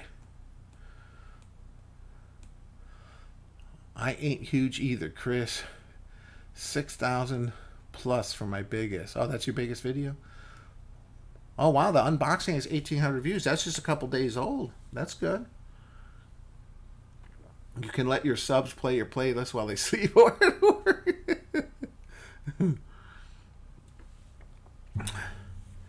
Yeah, I heard you just got to be careful. You don't want to be doing that yourself. I know they have these programs you can load on your computer where it'll just, watch random videos. But you have to be careful because I think YouTube, the algorithm, can figure that out after a while. And if they feel like you're artificially inflating your viewers, you can get demonetized and all that good stuff. So just got to be careful. And that's another thing that I'm concerned with, even though I'm a fellow YouTube creator, is I'm a little concerned about YouTube is owned by Google, and I don't necessarily know if it's intentional or if it's just how the algorithms are designed and programmed, but the way that they filter things out, and it's a big topic now. You had Mark Zuckerberg from Facebook. Some people want him to kind of like, I guess, police different ads and try to verify information. Is this truth? Is this not truth? But it's like, what? It's all subjective. Yeah, especially now with how political everything is. You can have the same 4 sentences, and you can have one person read it and say, oh yeah, that's completely true, and you can read another guy with a different political affiliation reading, oh, that's a bunch of nonsense. So you know what? You don't want a company kind of going, well, okay, that one's right, but that one's not, and then not being able to view a different viewpoint. Even if you don't agree with it. I mean, I think people have to take a little responsibility and kind of figure it out on their own. You can't expect to say, oh, every time I turn on this channel or this thing, I'm going to be fed 100% truthful information all the time, because we know now that's not true. So you have to be a little bit more educated where you get your information from and how you verify it. And to think that a company like Google or YouTube might be manipulating and like I said, I don't know if it's purpose, if it's like some, whether it's conservative or liberal slants, or it's just like one of those things that make me really uncomfortable, because it's like, yeah, you know what? I just believe that we shouldn't have any censorship, and even if it's some stuff that's in bad taste, even if it's racist, because you know what? I think as a whole it works itself out normally, because we're in our society today, we're not really going to put up with a bunch of racist stuff or sexist stuff. So if some guy's got some YouTube channel and he's just doing a lot of crazy stuff that normal people find offensive, they're not going to watch his channel. He's not going to do well, So, just let the system work as intended. I just don't think that we should say, oh, we're not going to permit this person to make videos because for whatever reason. It's just, that kind of scares me. I don't like it. Daddy Dutch, screaming past 7,000. Congrats. Thank you, sir. Getting the kid to bed. Have a great night. Oh, thanks for the hangout. Hey, thanks for stopping by. I appreciate it. I'm happy to see your Blackstone stuff is doing well. Try to focus on doing some more videos, man. I'll support you. I'll watch them. How's the weather in Iowa, Kent? I talked to my dad this morning. He said it wasn't snow. It was just really, really, I think he said it was like 7 degrees when he woke up this morning. 4 or 7, something like that. It was single digit.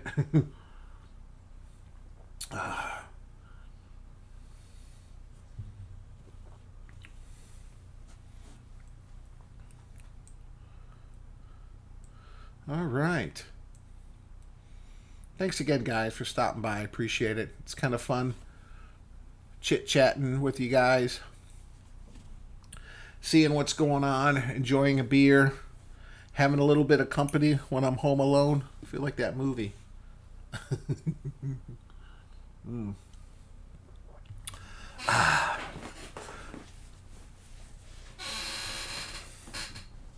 Oh, 34. Well, that's not bad. Well, you're practically having a heat wave. Yeah, that's not bad. That's not bad. It's been cold. I was telling people it's been cold here. I had to turn the heater on this morning. We have a low of 43. Today, tomorrow it's going to be 45. The high is 63. So that's our temperature, which for us is cold.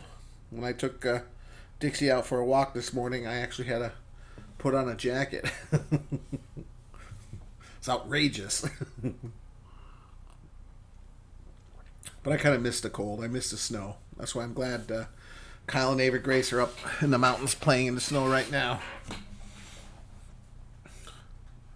Oh, nice. Oh, I love cooking pork butts. Always easy to do. Kind of hard to screw up. Really. That's what I like about them. In fact, my work was asking me, hey, you should do some stuff from Smo'King. I'm like, when we have one of our events. I'm like, oh, yeah, we'll pay you for it. I'm like, okay, but, what would you like to do? I'm like, pork butt. Pulled pork. Like, if I'm going to cook for a huge group of people, yeah. Go to Costco, get 4 or 5 of those dual packs and fill up my smoke hollow. Smoke them all the same day, or maybe even sous vide them, finish them on the smoker, whatever. Nice and easy. Yeah, I like pork butt. Good stuff. Like ribs too. Those ribs last night were good. Definitely. So I'm hoping everyone's got all their Christmas shopping done. I'm hoping everyone's going to have a great holiday season. I can't believe this year's almost over. Oh, how time goes, man. It flies by, man. The older you get, you look up. It's amazing. Just like I said, I had that reunion with my friends, my college friends I haven't seen in over 30 years. And I go, God, and then we get together. And it's like we click right back into that same groove as if no time has passed. We all look older. We all probably put on a few pounds. We all, but it's just weird. Time just keeps going on. Cooking on the drum. There you go. For 25 policemen. Nice. Good stuff. Yeah, always good to be given some support for your local law enforcement. They've been getting a bad rap lately, too. Yeah, you hear the stuff going on with Starbucks and all these cops that are, turned away or told to leave or whatever it is. It's kind of ridiculous. I don't like it.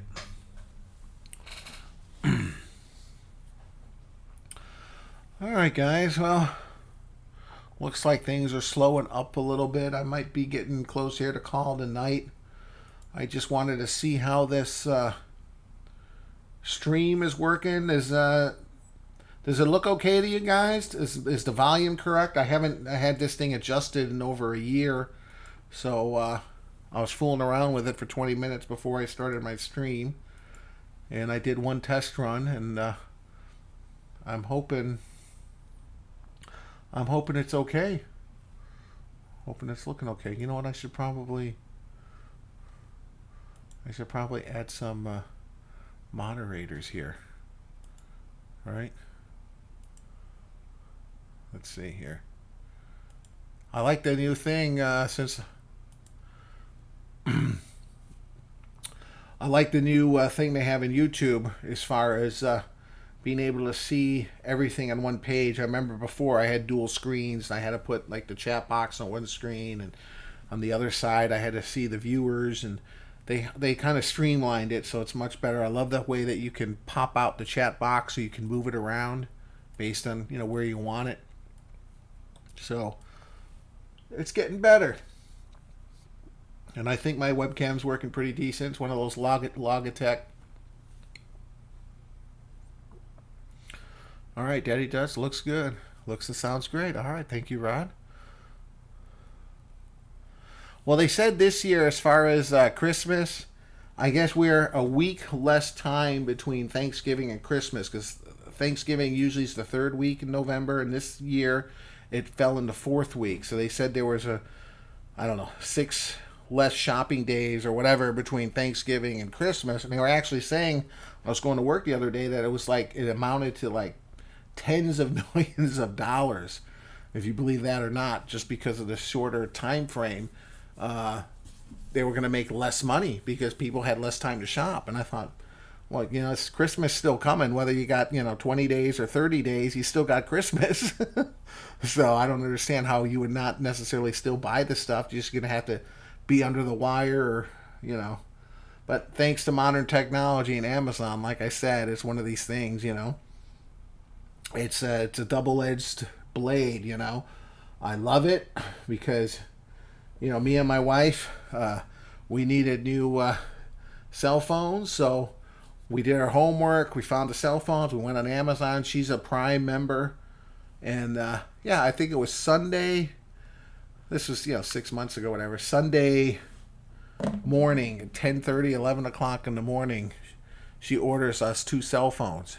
And we have a big distribution center up here. It's kind of in the Inland Empire. It's probably like an hour away on our way to Vegas. In fact, when you drive by there, this building, it seems to go on for like a mile. There's so many truck bays, but it's one of the main distribution points for Amazon.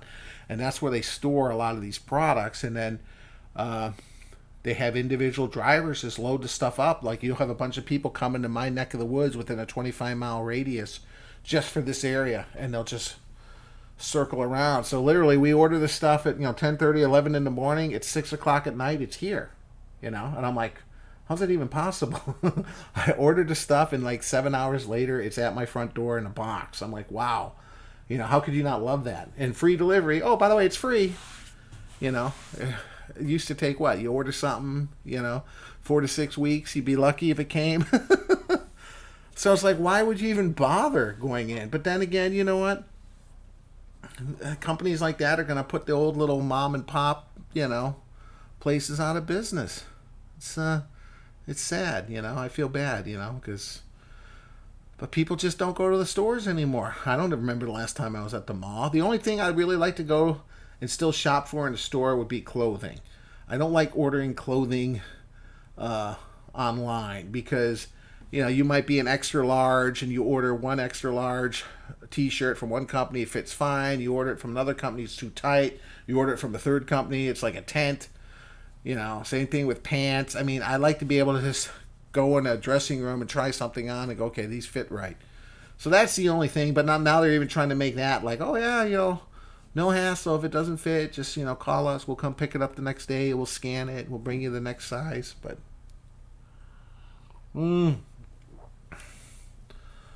yeah, I know you got to meet up there in Vegas. I would like to.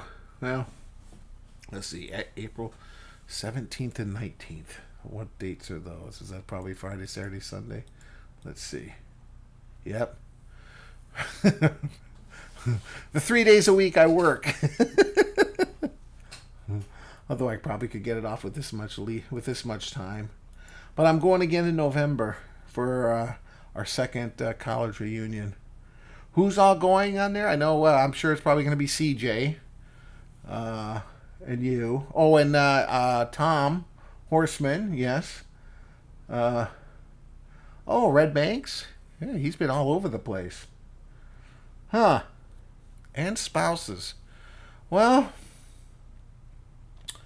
let me see. It's always easy to convince my wife on a on a trip to Vegas. I took her. I stayed downtown once before. with an ex-girlfriend many, many years ago and really liked it. That's when they first put up that, that canopy on Fremont Street downtown.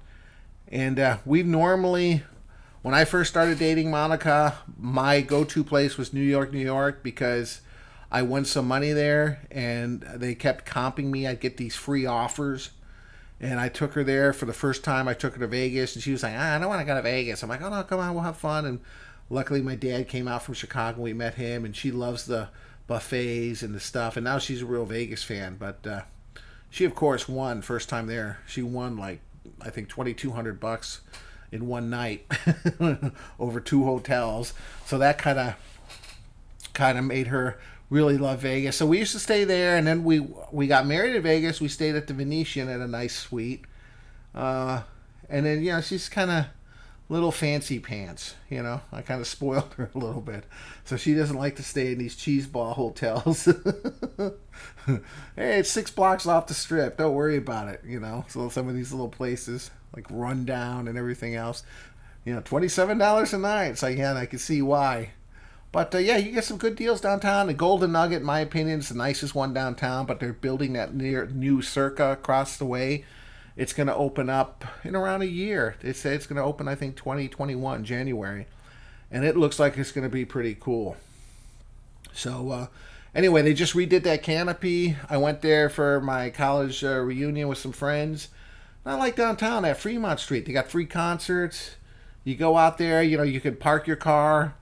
They got this shuttle service now where I think you pay $4 and you can go for 2 hours up and down the strip, or you pay like $8 and it's like for 24 hours and it's running nonstop. So, hey, you know what? Why would you want to driving in Vegas, especially if you had a couple drinks? It's a nightmare. You don't want to take a cab or even an Uber. It's very expensive. So if you can just jump they have these double-decker buses that just go straight down the strip and stop at every hotel. And the great thing about staying downtown, you just walk out of your hotel and you're like in a party. There's like party, there's zip lines, concerts. Everyone's walking around with a drink in their hand. There's a lot of cool restaurants and stuff. They really and they're trying to do the opposite end, like they call it the East Vegas, Fremont Street. They got all these trendy little restaurants and bars and artsy things and laser shows. So it's becoming cool. I really like it. Because staying on the strip is fun, but man, talk about walking. You can walk like, if you're staying at the Mirage and you're trying to make it down to New York, it's going to take you like 2 hours. You're going to have to walk like 5 miles to get down there. Staying at the Luxor, yeah? Wasn't expecting you to be yapping. Yeah, I'm yapping. Oh, you're going too, Chris? Wow. Mrs. J's house. Hey, chilling, grilling, Rob D. Yeah, just talking about Vegas. There's plenty of meetup out there in April. Westgate. Yeah, that's old school.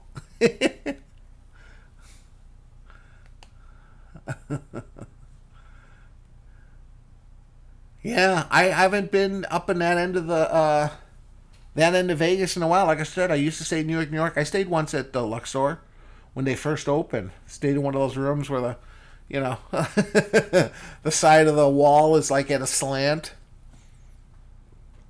I haven't been there in a long time.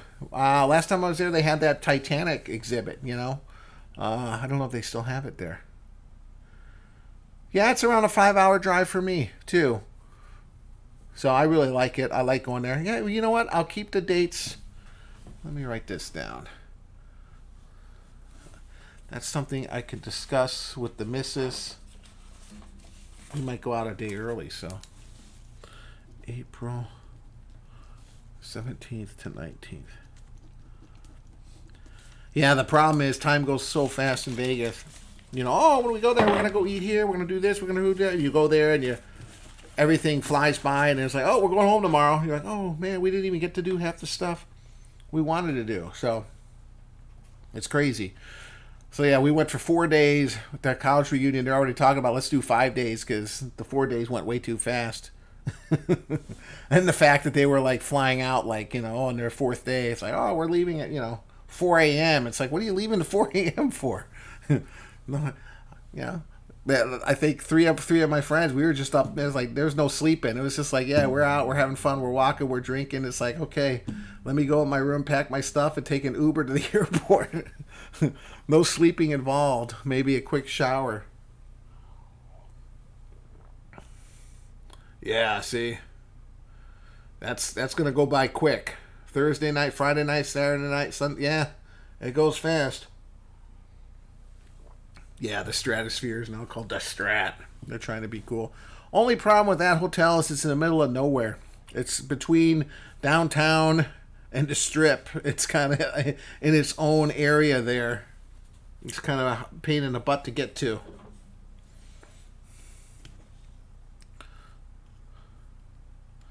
Kid's mom comes back from deployment. Oh. Oh, there you go. Yeah, it's $8, 24 hours. Yeah.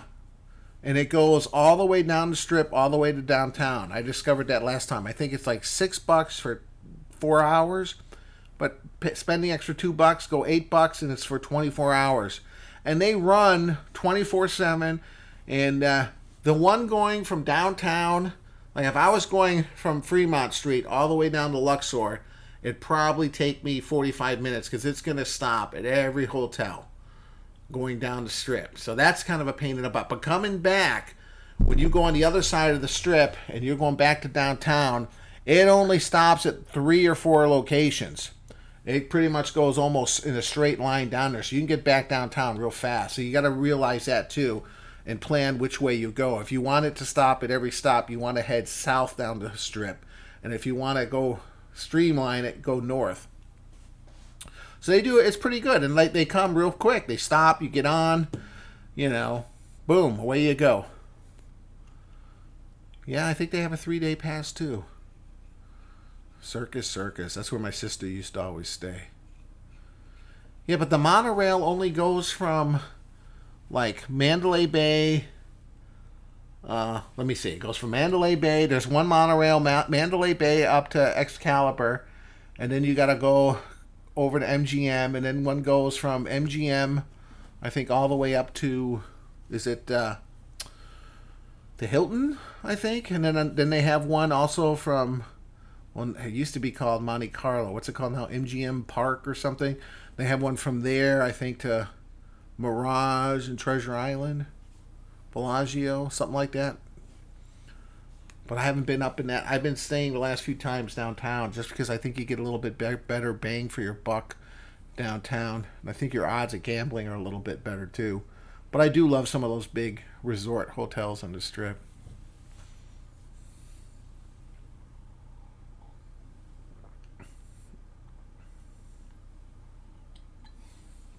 Yeah, we tried the Wynn buffet for the first time, me and my wife. Really, really good. We went at lunchtime. No, the monorail doesn't go to Old Downtown because, yeah, it's a monorail. That's where you got to take the bus pass. But you can get the bus pass. I think the first place you can get the bus pass, I think, is probably in front of MGM or right around there. And it'll take you straight down, and it'll bring you all the way back to Luxor if you wanted it to. So, you should definitely, I don't know if you've ever been down there recently. They just redid this canopy light system. It's a lot of fun. Either way, it's going to be a good time. Yeah, I always have fun in Vegas. Just being able to walk outside with a drink is kind of fun, Don't get to do that too often. I still kind of feel like, ooh, I should be looking around. I'm not used to that. No, we went during the week. We went down there. We were there. I think they opened up at 11. We got there around 11:40. There was no one there. We walked in. It was like I'm not sure. What was it, like a Tuesday afternoon?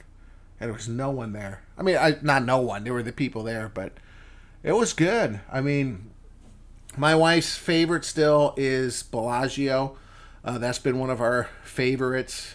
We had our wedding after we got married there. We kind of went and hung out at the Mirage or at the Bellagio buffet. I've never stayed there, but I love that little atrium area inside where they always change it around with the flush flowers. It's a very classy, very nice. Their buffet is really good.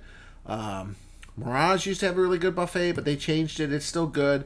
And then I've heard this like one over at Caesars is really good. I heard there's one over there, I think at the Cosmopolitan, that's really high end. We like the one at Paris. We haven't gone in that in a while. There's a pretty decent one at Planet Hollywood. But yeah, I want to try some of those higher end ones. So far, our favorite one's the Bellagio. All right, Green River Greg, thanks for stopping by. I'm going to be signing off here in just a second. I'm getting tired as well. I appreciate you stopping by, Greg. Thanks for all the support. Yeah, I stayed at one time at Hard Rock. Great thing about Hard Rock, I like the casino. It's small. They play really good music.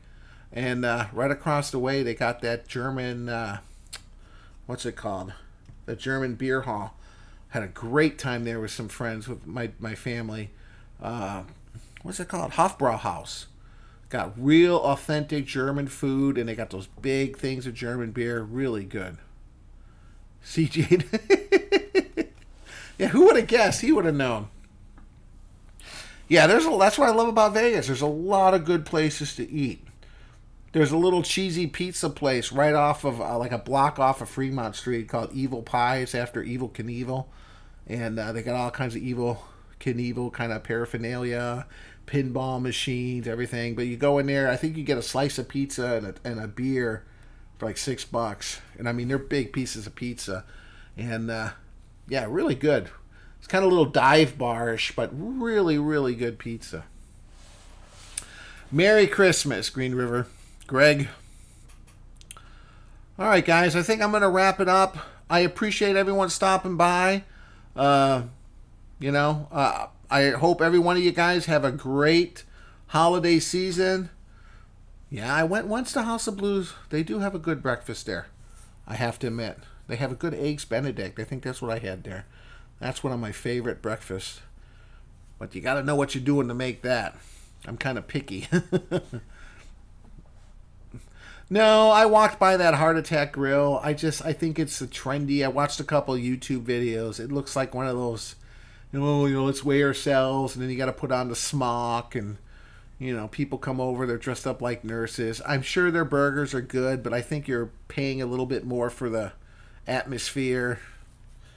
And, maybe when I was 20, 24, 25, that would have been kind of fun. I'm kind of, I'd rather get something, some higher end food. So yeah, if you're down there, walk a couple blocks down the street, go to that Evil Pie, really good pizza. And then it's, downtown. There's a couple good places to eat downtown. But I think you got to go to one of those main strip hotels. 309. Yeah, how much you have to weigh? I think if you weigh over 300, you get to eat for free. Is it? I can't remember. Maybe it's 400. I don't know.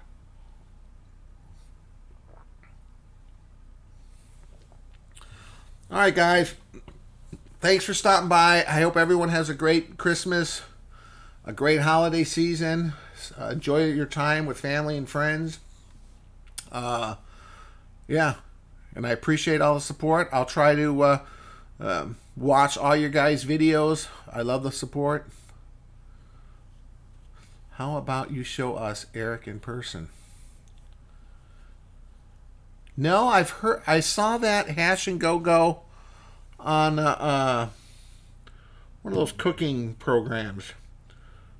I don't know what it was. Maybe it was Diners, Drive-Ins, and Dives, or some kind of show where it was featuring local restaurants. There's so many restaurants in Vegas that are just, you got to kind of know a local, where you got to go, a couple miles off the strip, and there's some little dive place in a strip mall or something, but just like really, specialized things that are like really top notch for whatever they do, Yeah, last time we went to the Pinball Museum, okay? And that's off the strip, and it's this huge warehouse, and they got like, I don't even know. Not only do they got like just about every pinball machine, like from the 50s on up, like the old ones with like the big bumpers and stuff, to the new modern ones with the laser lights and LEDs. But they had all these old, like, they had that thing. I don't know if you remember going to Disneyland or an amusement park when you were little, where you'd make those little wax figures and stuff like that. And they had these old baseball games with like steel balls, I think from like the 50s and 60s, and really cool. And you just go and you just like put $10 in the quarter machine and you just go play. And I guess this guy just collects them. He's like independently wealthy and he lets people play them, and he's got people he pays to kind of maintain them. It's really, really cool. It was like probably the most fun I had with my kids. That cost me the least amount of money in Vegas. I love those old school pinball machines, man. All right, guys. Thanks again for stopping by. I appreciate it. Everyone have a great holiday season. And thank you for all your support. You know what? I'm gonna try, Chris and Kent. I'll talk to the wife about it.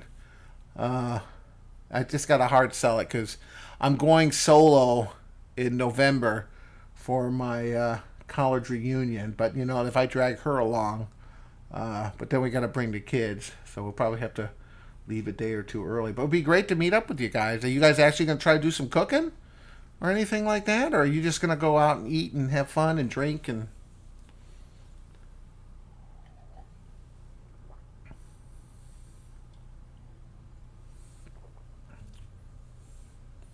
All right, Jacqueline and Dad, thanks for stopping by. We'll talk more. We got 4 months to worry about that. Thanks again, guys. I really appreciate it. And I'll try to do some of these more often. Maybe the last time I did one was, I think, a year ago. I think it was last November, so it's been 13 months. But it seems to work okay. I can see my picture quality. My stream's in excellent shape. It says it's healthy. The stream health is excellent. Give her an alternate Vegas or a new smoker. Who's Mrs. J's house? Who's Mrs. J? CJ? They have a house in Vegas?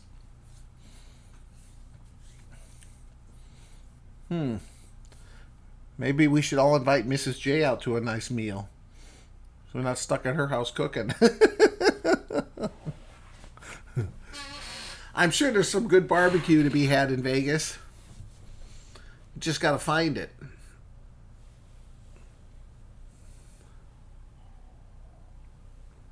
I'm just holding off ending the stream, reading your comments. Okay, but I've been on 2 hours here, almost to the minute here, so the road to good cooking. All right, guys. Again, as always, I really appreciate you stopping by. Cheers. Happy holidays to all. Hope you guys have a great new year. Let's wish each other continued success next year for all our YouTube channels. Let's hope for a few get-togethers. You know, have some fun, do some cooking. And thanks for all your support. I'll see you guys next time. Hopefully not as long. I'll try to get back on here for a live stream in the next few months. Good night, Kent. Chris. All right. Oh, YouTuber. Josie Road. Well, I'll have to look her up. I think I know Mrs. J. I think I subscribed to her. I'll look. You know, it's hard to keep up with all these different YouTubers. I don't have time to sit and watch as many videos as I used to.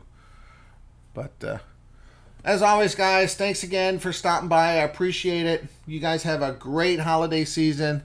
We'll see you next time. You guys have a good night, all right?